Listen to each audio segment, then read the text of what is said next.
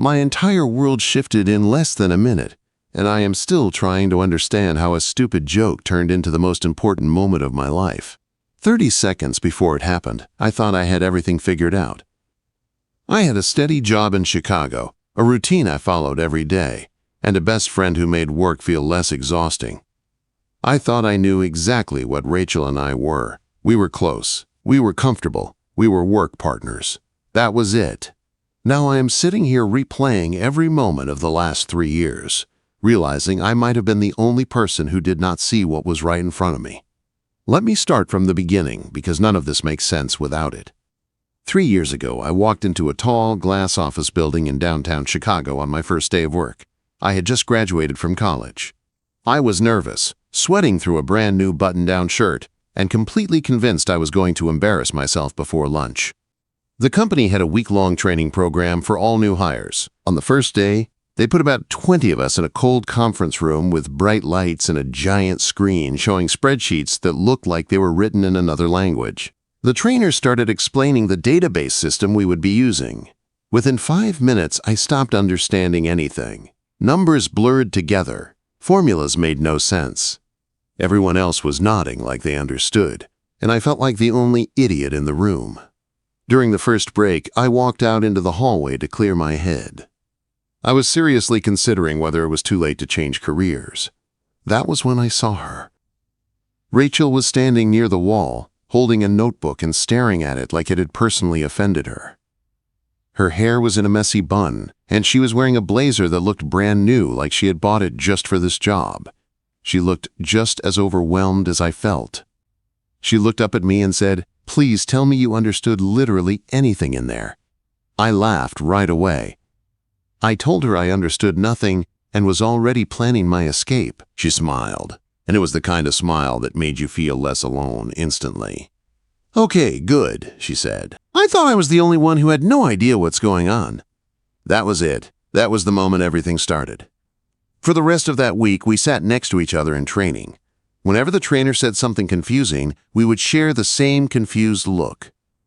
After sessions ended, we stayed behind to try to figure things out together.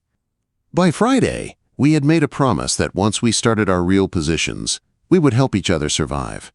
And that promise turned into everything. Our desks ended up close to each other, which felt like luck. If I had a question, I would roll my chair over to her. If she got stuck on something, she would come to me. We started getting coffee together every morning before work. Then we started taking lunch at the same time. Then we started staying late together whenever we had big deadlines. Without planning it, we became each other's person at work. We joked that we were like a work-married couple. We said it in a teasing way, like it was just funny. Rachel would say I was the messy one and she was the organized one. She loved color-coded planners and neat folders. My desk looked like a storm had hit it. Somehow, we balanced each other. She kept me focused. I kept her from taking everything too seriously. Over the next 3 years, we went through a lot together. There was a weekend we spent in the office finishing a huge account because our manager gave us an impossible deadline. Rachel was so stressed she almost quit. I stayed with her the whole time. We ordered bad takeout food and worked until midnight. When we finally finished, she hugged me so tight I could barely breathe. There was a day I completely failed during a presentation in front of clients. I was sure I would get fired. I hid in the break room after, staring at the floor. Rachel found me there. She told me one bad day did not define me. She even brought me my favorite sandwich from the deli across the street without asking. She remembered how I liked my coffee. I remembered she hated the harsh office lights and preferred smaller rooms. Outside of work, we saw each other too. Not constantly, but enough that she became part of my real life. We grabbed dinner after long days. We texted about random things. If one of us had a bad date, we talked about it. It was easy, safe, comfortable. And I never looked deeper. Looking back now, I feel stupid. There were signs, small things I ignored. The way she laughed at every joke I made. The way she would touch my arm when she was talking to me. The way she looked at me in boring meetings, like we were sharing some secret. I told myself that was normal. That was just how close friends acted. Maybe I was scared to think it could be more. Rachel was the most important person in my daily life. If I risked that and got it wrong, I could lose her. So I kept everything light. I made jokes. I never crossed the line. Today started like any other Thursday. Around 6 in the evening, just as I was getting ready to leave, Rachel messaged me. She asked if I could stay late to help her finish a big presentation for the next morning. I said yes immediately. I always did. When I walked into the conference room, she was already there with her laptop open and papers spread everywhere. She looked exhausted, her eyes tired from staring at a screen all day. "Thank you for staying," she said, giving me a small smile. "We're a team," I told her. "You're not doing this alone." We worked for 2 hours straight. Slides, numbers, corrections, coffee cups piled up, papers covered the table. The office around us was completely empty by then. Rachel kept clicking through the slides, looking frustrated. "I think we're missing the quarterly projections slide," she said. "It was here earlier." "You probably saved 5 versions," I said. "You'll find it." She groaned and leaned back in her chair. "My brain is not working anymore." Mine was not either. We sat there in silence for a moment, tired and surrounded by chaos. The fluorescent lights buzzed above us. It was just the two of us in that room. And that was when I said it. "Forget the presentation," I laughed. "Just marry me instead. At least then we'd be legally required to deal with this corporate nightmare together for the rest of our lives." I thought it was just another joke. I had no idea that everything was about to change. Rachel did not laugh. That was the first sign something was wrong. Normally, she would have fired back with something sarcastic or rolled her eyes and called me dramatic. But this time, she just stared at me. At first, I did not notice. I was still smiling at my own stupid joke, turning back to my laptop like nothing had happened, but the silence stretched longer than it should have. It felt heavy, different. I looked up. Rachel was still sitting there, frozen in her chair. Her eyes were wide, not annoyed, not amused, just wide. "Rachel?" I said, still half smiling. "You okay?" She swallowed hard. Her lips parted like she wanted to say something, but no sound came out. Then I saw it. Her eyes were shiny. For a second, my brain refused to understand what that meant. Rachel did not cry. I had seen her handle brutal deadlines, unfair criticism, rude clients. She was always the strong one. Seeing tears in her eyes made my stomach twist. "I thought you'd never ask," she whispered. The words floated in the air between us, and I just stared at her. "What?" I asked. A tear slipped down her cheek. She wiped it away quickly, but more followed. "I thought you'd never ask," she said again, her voice trembling. "I've been waiting for you to say something for 2 years." Everything inside me went still. 2 years, waiting. My brain felt like it had hit a wall. "Hold on," I said quickly, standing up from my chair. "I was joking. That was a joke. We're exhausted." "I didn't mean it like that." She let out a soft laugh, but it sounded broken. "I know you were joking," she said. "You're always joking. That's kind of the problem." "The problem?" I repeated. She stood up too, pushing her chair back. Her hands were shaking. "I can't keep pretending anymore," she said. "You're completely blind, and I don't know how much longer I can do this." The room felt smaller. The air felt tight in my chest. "Do what?" I asked quietly. Rachel took a deep breath. Her shoulders rose and fell like she was preparing herself to jump off a cliff.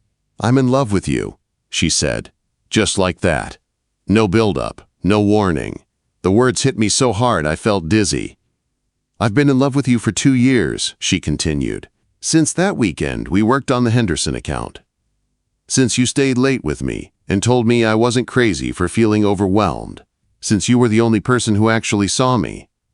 I could not speak. I could barely breathe. Rachel's tears were falling freely now. "I kept waiting," she said. "I kept thinking one day you'd realize it too. That you'd see we're not just friends. That we already act like we're together." My heart was pounding so hard I could hear it in my ears. "I laughed at your jokes about us being work-married," she went on. "Every time you said something about us getting married one day if we were both still single, it felt like a knife. Because you meant it as a joke. But I wanted it to be real." Quote, My hands were shaking now, too. I remembered all those moments, every stupid joke, every laugh, every late night, and suddenly, everything looked different. "I couldn't keep pretending my heart doesn't race every time you smile at me," she said, her voice breaking. "I couldn't keep acting like I don't look forward to coming to work just because I get to see you." She wrapped her arms around herself like she was trying to hold everything in. "I know I probably just ruined our friendship," she said quickly. "If you don't feel the same way, it's okay. I can transfer departments. I can find another job. We don't have to make this weird." "Stop," I said, louder than I meant to. She froze. "Don't talk about leaving," I said, because the thought of her leaving made something inside me panic in a way I could not explain. I ran my hands through my hair, trying to think. And then memories started flooding in. The time she went on a date with that guy from marketing, and I felt strangely uncomfortable about it. I told myself I was just protective. The relief I felt when she said the date had been terrible. The way I always chose her when she asked me to grab dinner, even if I already had other plans. The way I went to her apartment when she had the flu and stayed for hours making sure she was okay, even though I had a huge deadline the next day. The jealousy I felt when someone from accounting kept flirting with her. I had told myself those feelings were normal. But they did not feel normal now. They felt obvious. "Oh no," I muttered. Rachel looked at me like I had just confirmed her worst fear. "I think I'm an idiot," I said. "What?" she whispered. "I think I've been in love with you too," I said, my voice unsteady. "I just didn't let myself see it." Her eyes widened. "What did you say?" "I think I've been comparing every girl I've dated to you for the past 3 years," I continued. "Nobody makes me laugh like you. Nobody understands me like you. Nobody feels like home the way you do." The word home slipped out before I could stop it. Rachel stared at me like she was afraid to believe what she was hearing. "I was scared," I admitted. "You're the most important person in my life. If I mess this up, I'd lose you. So I kept it safe. I kept joking." Her face softened. "You really mean that?" she asked quietly. "Yes," I said. "I do." The silence that followed felt different now. Not heavy, hopeful. She took a small step toward me. "So when you said marry me," she asked softly, "was any part of you serious?" I thought about it honestly. "Yeah," I said. "I think some part of me was." A shaky smile spread across her face. "So you kind of proposed to me." "I guess I did," I said, laughing nervously. Worst proposal ever. Bad lighting, no ring, surrounded by spreadsheets. Rachel let out a breath that sounded half like a laugh and half like a sob. "Before I change my mind from shock," she said quietly, "can I do something?" I barely had time to nod. She stepped forward, placed her hand on my chest and kissed me. It was soft at first, careful, like we were both afraid this was not real. But then I kissed her back, and it felt like every moment of the last 3 years had been leading to that exact second. When we pulled apart, we were both smiling like idiots. "Wow," she whispered. "Yeah," I said. And for the first time, I realized that the best thing in my life had been standing right next to me all along. We just stood there for a few seconds after that kiss, staring at each other like we had stepped into a different reality. The conference room was still a mess. Papers everywhere.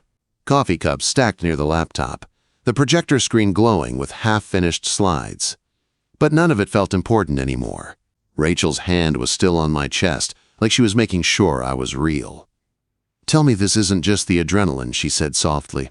"Tell me tomorrow you're not going to wake up and pretend this was a mistake." I shook my head right away. "I'm not pretending anymore," I said. "I've done that long enough." She searched my face carefully like she was looking for any sign that I might back out. I did not look away. "You really love me?" she asked. "I really love you," I answered. The words felt steady, not rushed. Not forced, just true.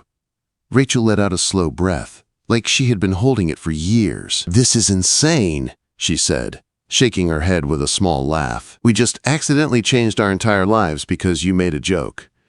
"Best joke I've ever made," I said. She smiled, but then her expression turned thoughtful. "What about work?" she asked.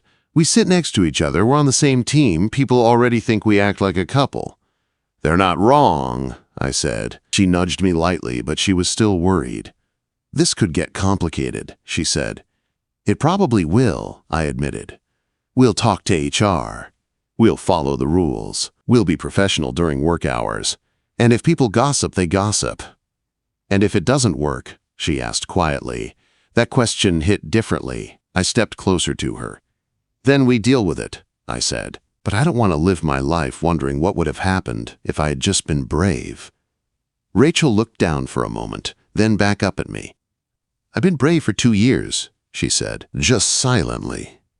My chest tightened at that. I'm sorry, I said, for all the times I talked about other girls, for all the times I joked like it meant nothing. She gave a small shrug. I chose to stay, she said. That was my decision. I didn't want anyone else. I wanted you.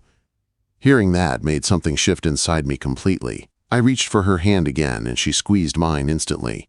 So what happens now? She asked. Now, I said, glancing at the disaster of a presentation behind us. We probably finish those slides before future us hates current us. Rachel laughed, and it felt lighter this time.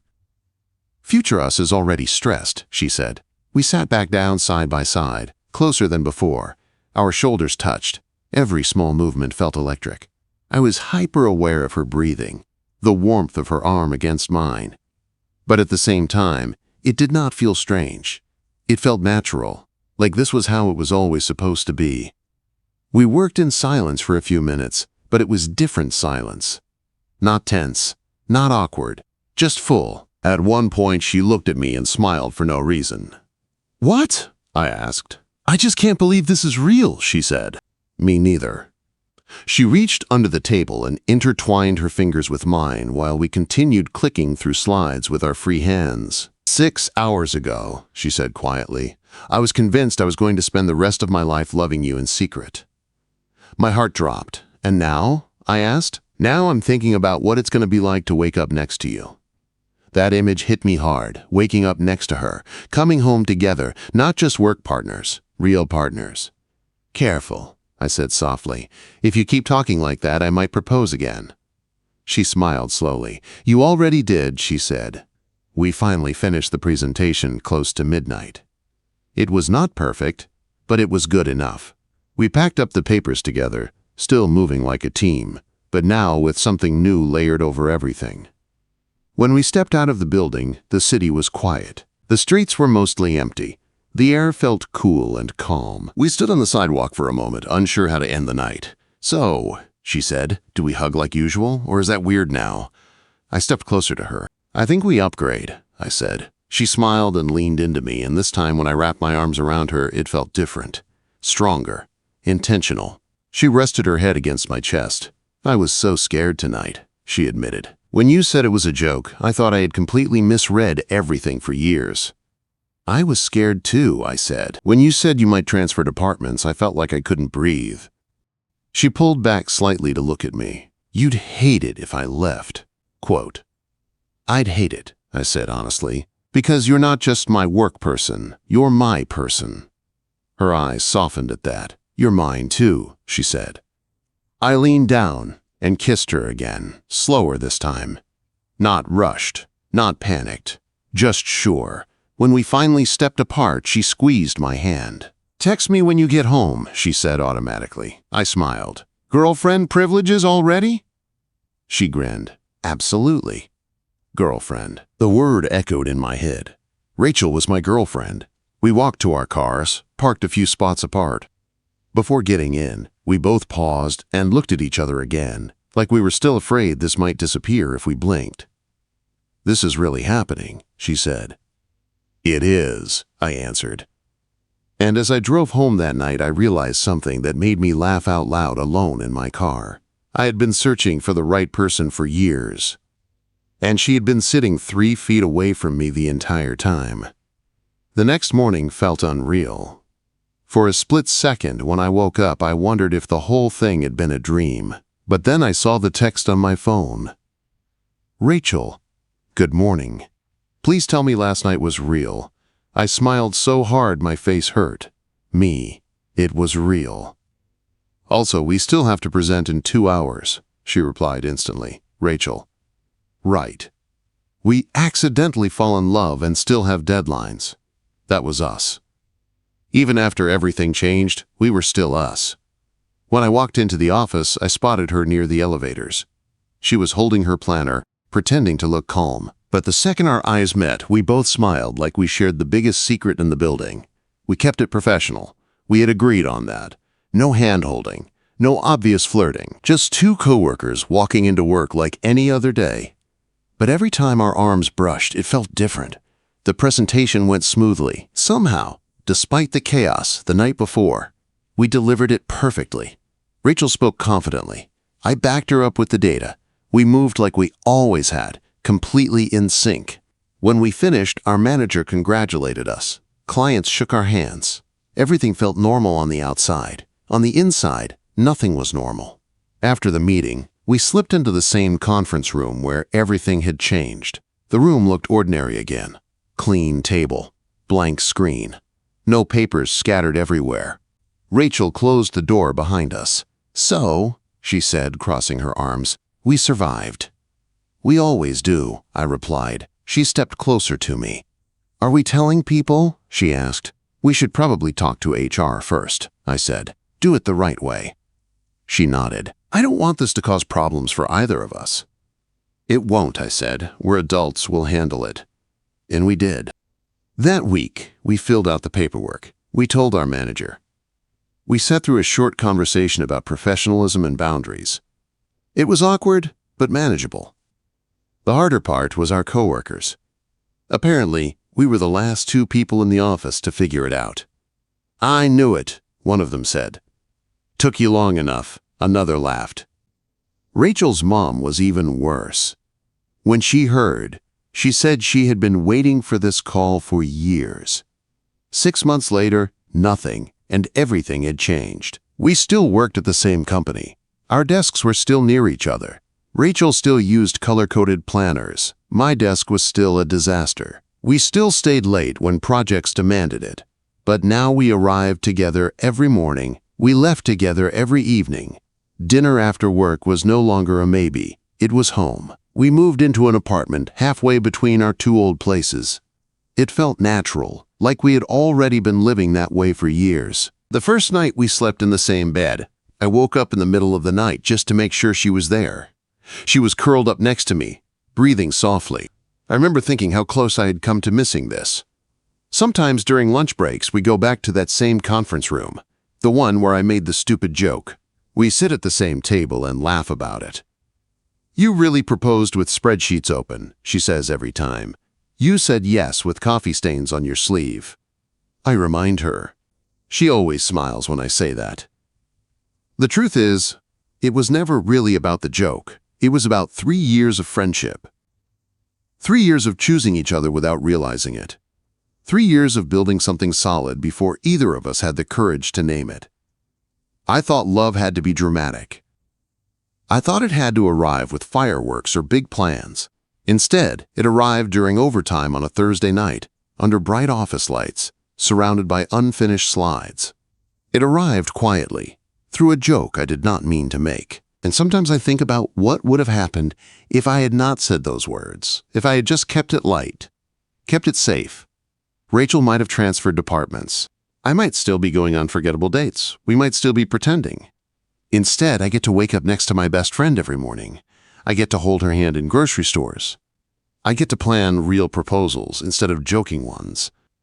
And every time she laughs at something I say, I remember the girl in the hallway on our first day, looking just as lost as I was. We were terrified of failing at our jobs back then. We had no idea we were walking into something much bigger. All because one night, exhausted and overwhelmed, I said, "Just marry me instead." And she said yes like she had been waiting for me all along.